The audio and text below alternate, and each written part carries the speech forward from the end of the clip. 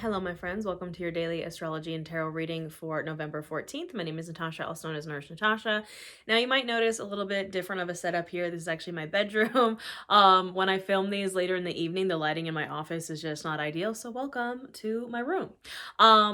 These are readings that I'm doing every single day for the month of November, just to challenge myself, just to get really tapped into my own personal practice of tarot and astrology and to help you guys out a little bit. So yeah, I'm going to tell you a little bit about the astrology that's happening currently today on November 14th, and then we're going to do a tarot reading to check into the energy for the collective. And if you made it here, congratulations, you're part of the collective. I set the intention that this reaches who it needs to reach, the collective it needs to reach, and if you made it here, you're here. So yeah, also what I noticed, just to get us started, I already kind of pre-shuffled these decks, and at the bottom of both of the decks is the Chariot.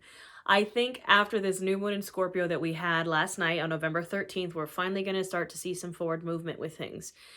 The Chariot is our card of the year for 2023. It's card 7, so 2 plus 2 plus 3 is 7. This is the card of Cancer. It has been our card of the year. And this year has felt not Chariot-like at all. It has been very slow. It has been a lot of false starts. It has been a lot of just like not moving forward. And I think we're finally going to see that forward movement now that eclipse season is over, now that this new moon in Scorpio is kind of like finalized that transformation. The moon is still in Scorpio, by the way. It is moving into its waxing crescent phase. Yes, waxing crescent phase. I swear it's so hard to remember like waning and waxing because they sound so similar, but what I learned, a little pro tip, is wax on, wane off. So new moon starts the cycle, then we go into waxing, then the full moon, and then the waning, and then start all over again. Anywho, the moon's still in Scorpio, the sun is in Scorpio, Mars, I believe, is also in Scorpio still. And I do believe there's a Mars Cazimi in Scorpio happening this week, which is very intense energy. So just watch out for people being a little aggressive. But besides that, we have... Actually, I think the moon is moving into Sagittarius. I think we move from a Scorpio moon into a Sagittarius waxing crescent because Mercury is also in Sag, and the sun, I think, is slowly moving into Sag as well. We're going to be coming up on Sagittarius season. So we're going to see this energy transition from Scorpio vibes to Sag vibes, which is like really opposite kind of vibes. Like Scorpio is very intense and passionate, mysterious and deep and like the fieriest water sign, whereas Sagittarius, I feel like, is like the airiest fire sign. Like Sagittarius is very free-spirited and a little chaotic and just kind of all over the place. I'm a Sagittarius rising, so you know, but it's a little lighter energy than Scorpio energy. So as things start to move into the Sagittarius energy, we move into our waxing crescent in Sag after this new moon in Scorpio. This is really going to be a time of focusing on relationships with people, communication. I wrote down peace and harmony because Sagittarius is ruled by temperance in the tarot. We have Venus in Libra, which is a very harmonious transit. And again, after such a big lunation like the new moon in Scorpio, I think it's time to kind of like, you know, reground yourself and kind of focus on the people around you with this Venus and Libra transit, and yeah, just kind of lean into that energy. Did I read anything else down? No, that's pretty much it. So let's check in with the energy tarot-wise. So again, the Chariot is already lurking at the bottom of both the decks. What do we need to know on November 14th, 2023 for this collective here on YouTube? By the way, I announced this with my new moon and Scorpio stuff yesterday, but everything I offer is 50% off. I'm starting my Black Friday sale now, and that includes personal readings. I may actually have to cap them because so many people have booked, and it does, you know, I do them, like, I record them personally, so it does take me a little time to get to them. But that includes all my Witchcraft Wellness courses, my ebooks. I have the 30-day Witchcraft Wellness Challenge. I have a Moon Magic guided ebook if you want to learn the moon phases. I have a bundle that has literally everything I offer for super cheap, so that's all half off right now. Everything will be linked in the description box below. Okay, chaos mode says not today. What do we got here? The Empress. I mean, that's Venus and Libra right there. That's pretty much all you need to know about this energy. You can see the Venus sign on the card. This card is ruled by Taurus and Libra. This is the card of being in your divine feminine. Gender doesn't matter. Just being in your luxury, your softness, your lavishness, your self-care. Yeah, we love to see it. The Empress has been coming up quite a bit lately. I got this cool D26 tarot dice thing at this pagan pride festival I went to, and the Empress keeps coming up on that. So heavy on the Empress energy. Queen of Pentacles, very similar to Empress energy. Queen of the Home and Hearth, very grounded. Like I said, I think today might be a very good day to get regrounded in yourself. Rest. We have both the Hanged Man and the Four of Swords. Can both be cards of like kind of a pause or a rest. The Hanged Man is a little bit of a card of being stuck, but I think in this context, it's like we just had this massive new moon of Scorpio, this huge eclipse season. Like, it is totally okay if you feel like you do want to rest a bit now and more so focus on yourself, your self-care, and your home and your hearth and your abundance. What do you know? Speak of the devil, Scorpio is here with the Death card. Again, we just had this massive death and rebirth moment, this massive transformation. The new moon in Scorpio was shooing out all that old energy from the eclipse that brought us kind of the brunt of the transformation, and this finalized it. What are we walking into, though? You can see here the Death card is walking into something. The Ace of Cups. We love to see it. We're just walking right on into that Ace of Cups. The Ace of Cups is love, perhaps an offer of love, filling your cup, healing emotionally, just something really, really lovely coming in. The universe is literally handing you this overflowing golden cup if you can solidify that transformation. Okay, you gotta actually let go of the old to make space for the new, my friends. The Hermit. This has been a stalker card in these daily readings, you know, if you're feeling the need. And with the Four of Swords, also the Hanged Man, it's definitely okay if you need to take a pause, if you need to take a rest, you need to go inward, you need to find some solace. Judgment. And the Ace of Wands. Yeah, it's like, even if you do find that, yes, you might need to take a little bit of a pause after that kind of major new moon in Scorpio we had. Let the death kind of settle. Let the death and rebirth kind of like settle. I just realized the Fool's at the bottom of the deck. So definitely we're starting something new now that we have kind of gotten rid of the old. Anywho. But it's like after this process of letting the old die, inviting in the new, then perhaps, you know, you can't just go. You have to take some time to let things settle. That's what I would be doing, especially on November 14th and tomorrow, November 15th, is just kind of like, you know, letting the massive transformations we just had kind of settle, focusing on you, self-care, resting a little bit, because the judgment is going to come. The Ace of Wands is going to come. The graduation, passing of the test, the new passion projects, the new spark is going to come. You know, it just doesn't have to be immediately, right? I would start thinking about it. I would start being like, what do I want? Where do I want to go from here? I just, you know, stepped out of this major transformation. What's the next step, right? Yeah, let's clarify with our other deck, the Tarot Obscura. Again, the Chariot was at the bottom of this deck. It's like, how do we want to move forward? Because after these massive transformations, we're feeling like a new person. Look, there's the Judgment and the Ace of Pentacles just flew out. We have 3 aces here, almost all of them. And we had the Ace of Wands in Judgment, and now we have the Ace of Pentacles in Judgment. Like, the passing of the test is coming. The Judgment Day is coming. The Ascension, the forward movement is coming. And it's going to lead to these lovely aces of passion, of abundance, of love. But it takes time. It takes time for that to happen. It takes, you know, things aren't always as rapid as we would like them to be.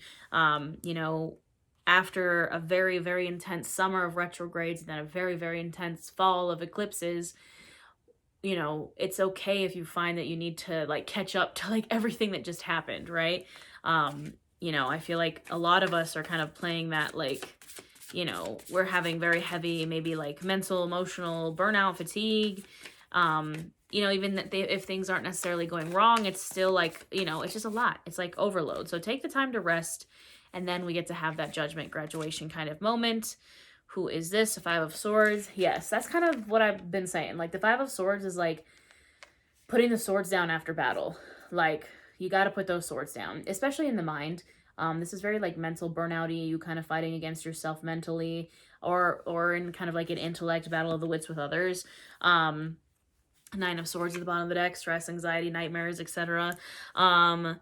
Yeah, I think it's like totally valid to be feeling that type of way after such major transformation. I know for me personally, I have felt very ungrounded, very not in my body at all these past few days, like just fully living in a haze. And then I wished, like, I was like, please, I just want to be back in my body. Like, I want to stop being so, like, just ahead in the clouds. And the universe was like, oh, you want to be able to feel your body again? And I fell down the stairs and I really messed up my knee. So it was like, you're going to be grounded, but it's going to be because physical pain. And I was like, thanks, universe. So be careful what you wish for. But, you know, we have to you don't want that to happen, right? You don't want to be, like, aggressively thrown back into being grounded. You want to ground yourself in nice, healthy, happy ways, like the Empress and the Queen of Pentacles and the self-care and, like, the rest, not the falling down the stairs, right? Anywho, what else we got here? Nine of Cups, wish come true, wish fulfillment. We've been talking about wish fulfillment for a hot minute. We just had 11/11, right? Great manifestation. You can see my little old man pup back there. Great manifestation, wish making day. Same with the new moon. Absolutely should be making wishes right now. You know, the Nine of Cups, that's what the card is. It's wish fulfillment. It's like your wish is granted. When are we going to see it is the question. Four of Wands, you know, we don't know when we're going to see it. That's the thing with manifestations and wishing and wanting these things to come through, is like the universe has a very clever plan and a clever game of when these things are going to come in for us. But, you know, I think that a lot of us have been wishing for this stability and foundation and home and hearth and people that we love around us in that nice house. And it's like, who do you want around, you know, your fire? Who do you want in your community? Who do you want in your home? And we've all been wishing for that stability and foundation and that kind of thing. Y'all. The cosmos or the world again. If you've been watching these readings daily, you know the world has come out so many times. And I have never seen the world this much. I don't see the world very often. The world is, I think, one of the biggest cards in the tarot, like the most kind of life-changing, world-shattering cards in the tarot. It's like, because it is the last step in the tarot. The entirety of the tarot starts with the Fool, right? And we actually have the Fool here at the bottom of the other deck. This is where the tarot starts, card 0. This is where the entirety of the tarot starts. And this is where it ends. And like, such massive full circle moments have happened, are happening. And those can feel really intense, even though they might be great things. They might not be, they might be terrible things. You know, like it just, there's so many things happening right now. But it is a full circle moment. It is a closing of a portal.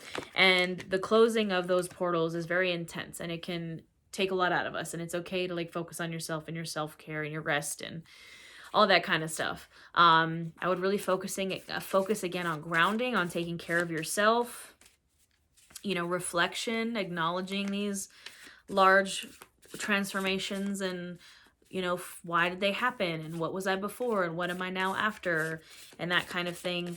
And allow yourself to have those full circle moments. And the thing about the world too is it's a congratulatory card.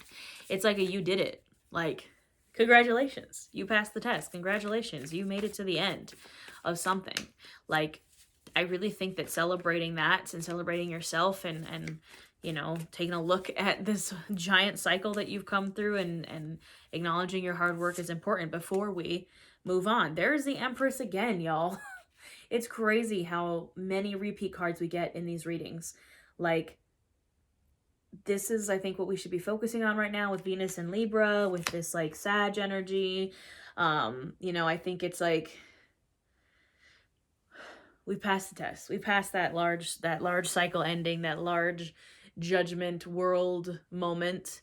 And now you just gotta kind of, and there's the thing like that I always used to say, I called myself a chronic home runner, which is like I would just constantly be knocking things out of the park. And I hate to be that guy, make a baseball reference, because like I am not a sports person. But I used to be married to someone, my ex-husband was very into baseball, so I apologize for the baseball references.